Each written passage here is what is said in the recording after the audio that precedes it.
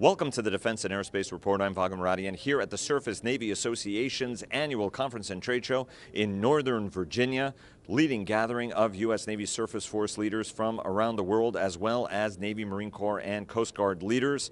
Our coverage here is in partnership with the Surface Navy Association and is sponsored here by Huntington Ingalls Industries, General Electric Marine, L3 Technologies, and Leonardo DRS. And we are with the President-elect of the Surface Navy Association, Vice Admiral, retired United States Navy Vice Admiral Rick Hunt, former Surf 4, who's also the strategy chief at Fincantieri USA. Sir, congratulations on your impending elevation. You're going to be the relief for Vice Admiral Barry McCullough, who did a terrific job these very many years as Admiral McCullough gets to finally do his second retirement, this time from industry and his duty at SNA.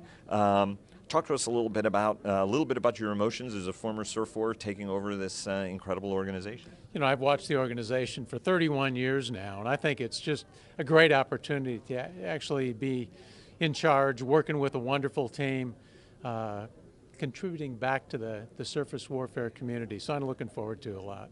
Exactly, and the indomitable Bill Erickson. Captain Erickson, shout out to you, who's just been such an incredible pillar of the organization. Talk to us a little bit about the messages we heard from your discriminating ear. We heard from everybody from the Secretary of the Navy who was here, who gave, he was a little bit late, but he gave a terrific address, both funny and powerful, as is the case always with Secretary Spencer.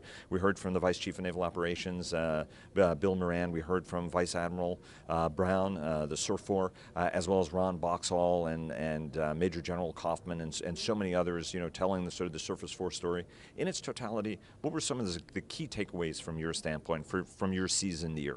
Well, I think one of the most important things was what was the tone?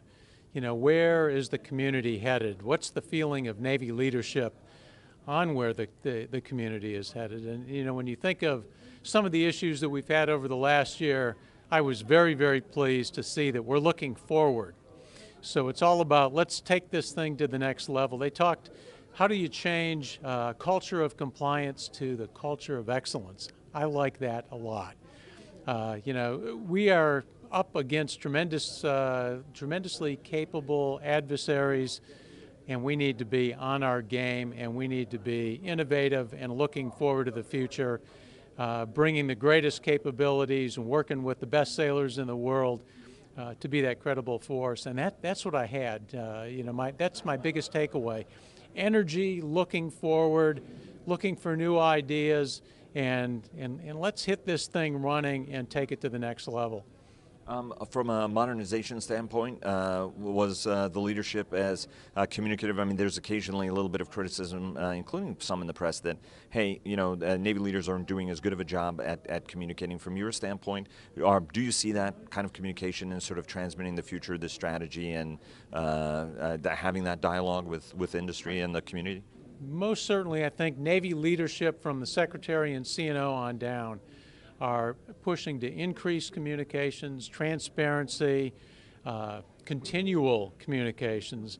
I see that out there on the industry side. I think I see that communication with sailors all the way down to the waterfront. So absolutely, we heard it reinforced by most of the speakers here at the symposium.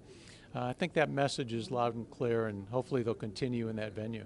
And let me ask you for your priorities. You have not yet formally taken office. The handover is at the banquet tonight, although by the time you watch this, the handover will have happened. So let's assume that you are now the president. What are going to be some of your priorities, right? Each one of the senior leaders who do take an association leadership position do have some of their priorities. What are going to be your priorities in your tenure? Well, clearly taking, the organization to support surface warfare community in general to a higher level, to go after that culture of excellence. How do you do that?